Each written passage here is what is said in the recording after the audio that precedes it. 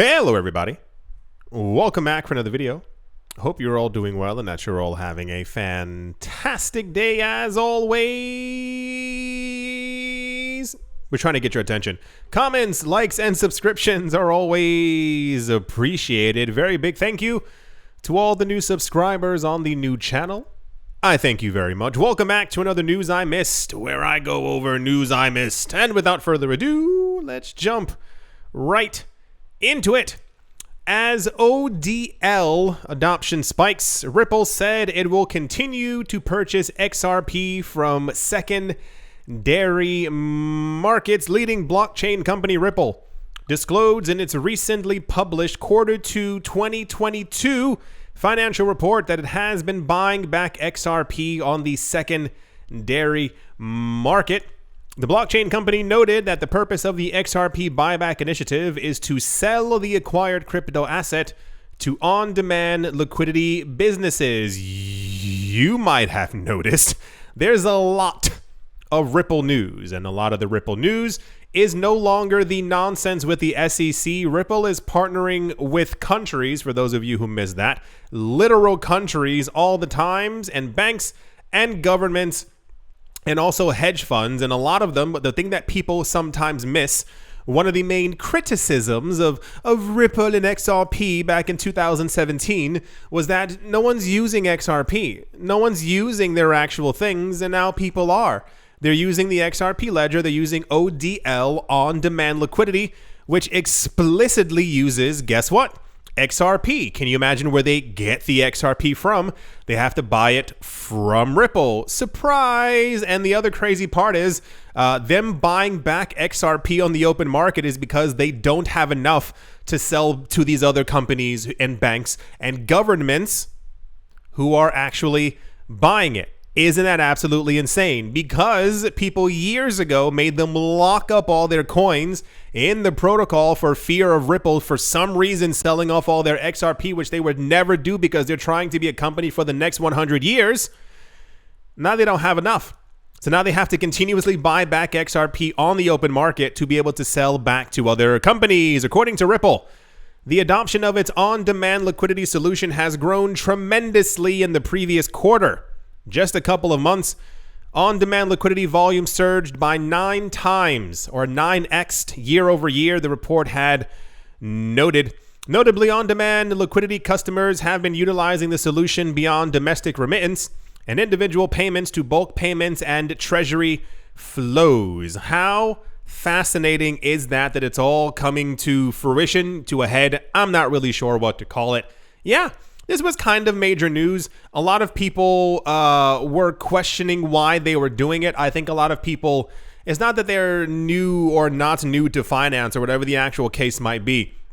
A lot of people didn't understand, and they thought that they were simply buying it back to, what's the term? Like have more for themselves in like a greedy kind of manner. Because usually what happens, if you look at it from a company perspective that actually has stocks, my arms are flailing all over the place right now. From a company that has stock, you tend to do a buyback of their stock, or in one way to actually raise the price of said stock, or to in anticipation of the stock rising. They want more for themselves. But we've heard from Ripple that they're actually doing it to be able to sell to other companies and governments. Don't forget that part. Who are buying up XRP to use with on-demand liquidity. We've had news constantly the last 3 or 4 months of all these companies who are buying tons of XRP from Ripple to be able to use their products to send money around the world. Yeah, that's the Ripple has purchased, it says millions of XRP under its buyback program in just Q2 alone. Fascinating. And yeah. Let's move on. Next up, Daimler Southeast Asia will build a blockchain-based data sharing network, a division of the Mercedes-Benz Group, on top of Polygon. The decision to use Polygon furthers Polygon's global growth in a variety of industries. I am very interested in how in the world Polygon got all of these partnerships in like a 6-month period. There must be some really good public relations, something happening behind the scenes, because Polygon was like, oh wow, that's cool, you can use it for that. And then it became extremely popular and was integrated to every single NFT platform as like the fee-free or the 1 cent fee way to be able to buy NFTs. And now since then, we've heard of a number of companies who are using and integrating Polygon into their services like just within the last couple of weeks. And now we have Southeast Asia, Mercedes-Benz.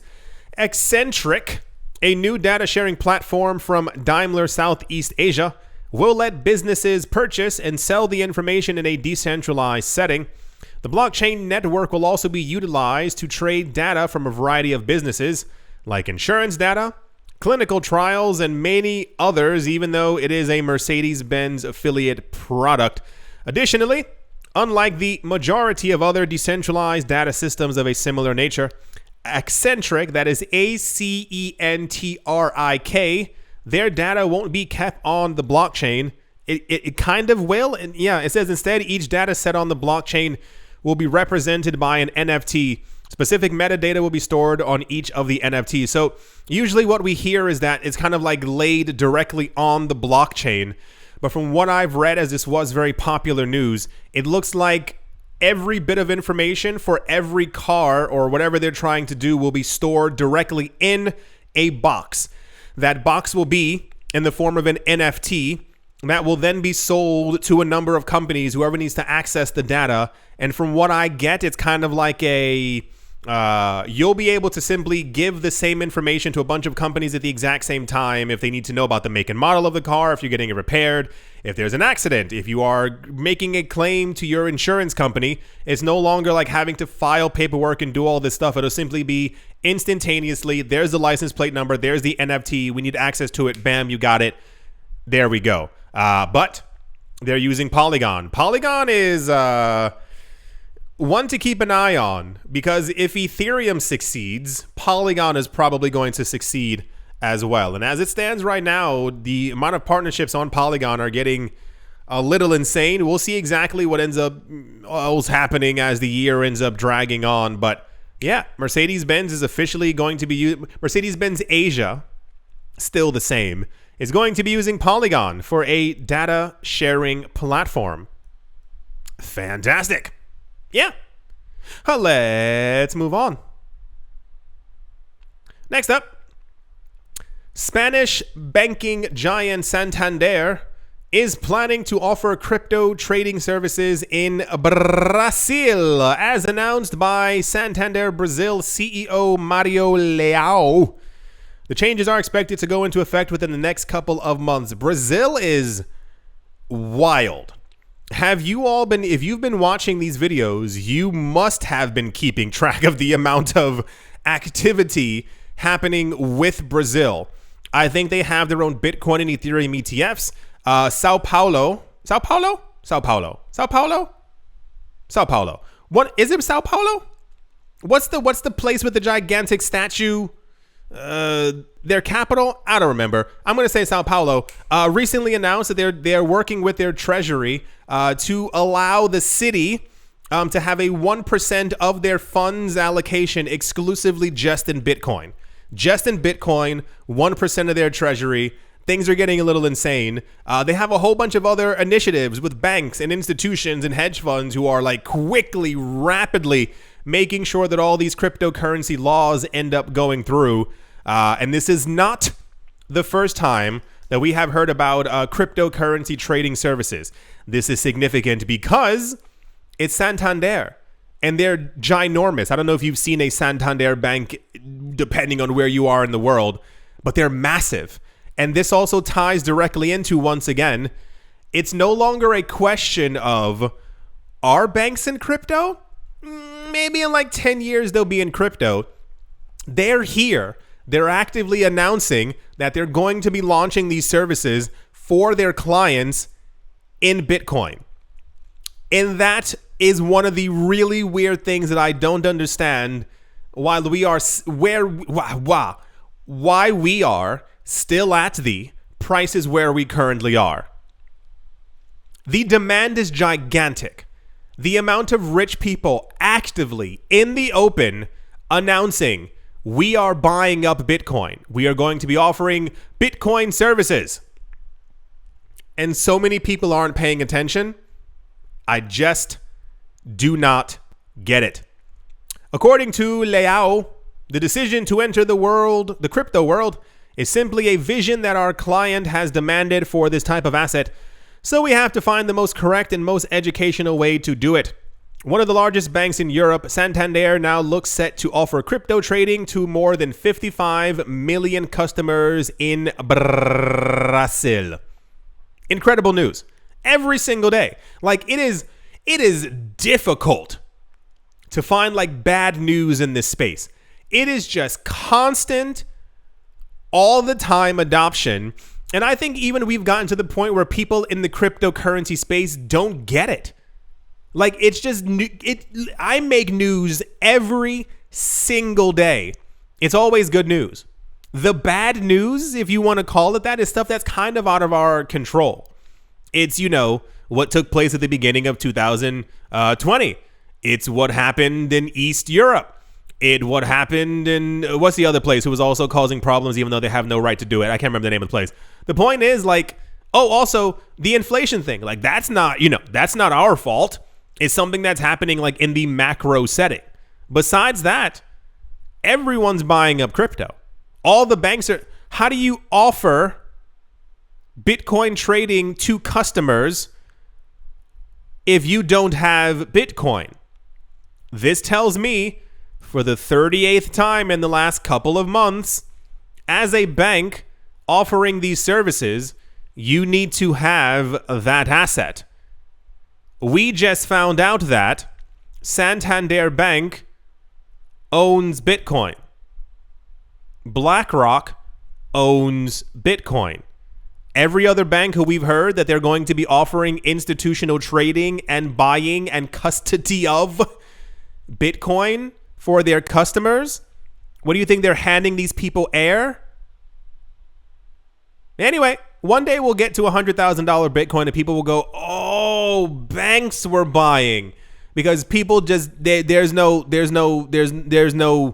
logic in the air floating around, and we need a lot of it. We need balloons worth of logic right now. Anyway, that's one of the largest banks on the planet is going to be offering cryptocurrency trading services in Brazil to 55 million people.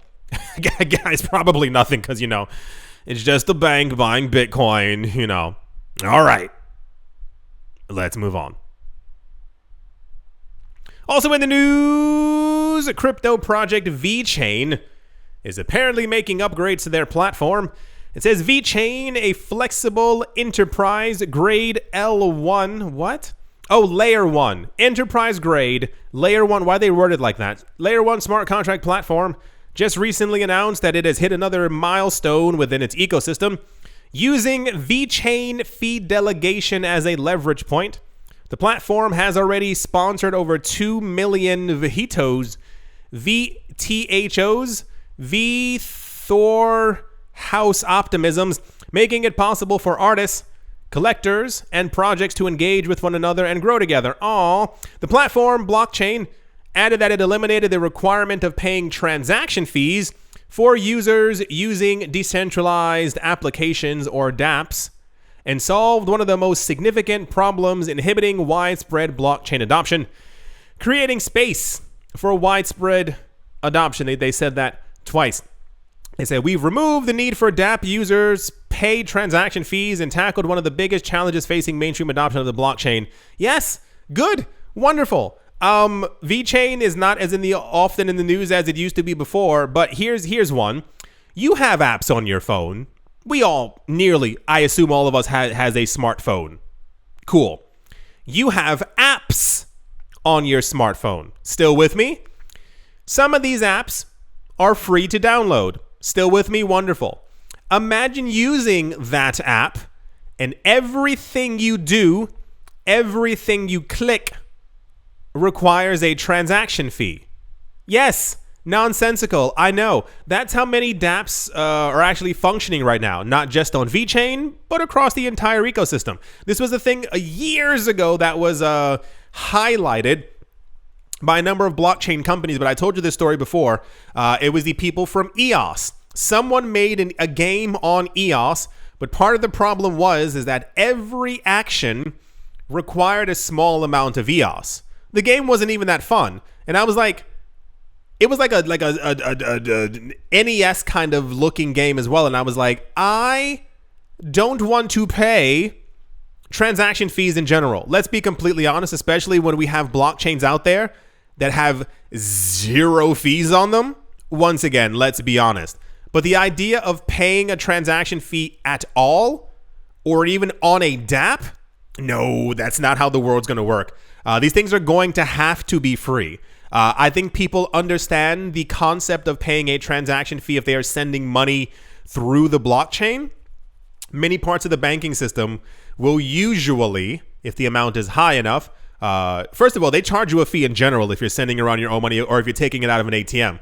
But if you're sending money from one side of the world to another, you get charged like 0.5% or even a 1% fee plus, depending on where you're sending your money. That can be a lot of money. So I think people understand the idea of maybe needing to pay 1 cent, 2 cents, 5 cents, 50 cents to be able to send $10 million across a blockchain. But to tap something on my phone, to click on something and pay, no. So good job, VeChain people, for doing this, because I assume you're going to get a lot more customers now because people don't want to pay transaction fees for using a dApp. Wonderful. That's the VeChain. It is VeChain Thor. I knew it. We were talking about that a couple days ago. At the end of the other video, I have a lot of energy. We were looking at the prices at the end of one of the videos, and it just said VeChain, like for the name of the coin. And I was like, wasn't VeChain Thor the name of the coin before? But now they only say VeChain, but it says VeChain, hashtag VeChain Thor right here. So I assume, I assume it's VeChain Thor. That's the no more transaction fee newses. Let's move on. Yeah. I do hope that you've all enjoyed. I do hope that you all are having a great day, a great morning, great afternoon, great evening, wherever you are, wherever you might be. I hope it's absolutely fantastic. Thank you all once again for watching, listening, and or supporting, and I will most certainly be talking to you all soon. See you.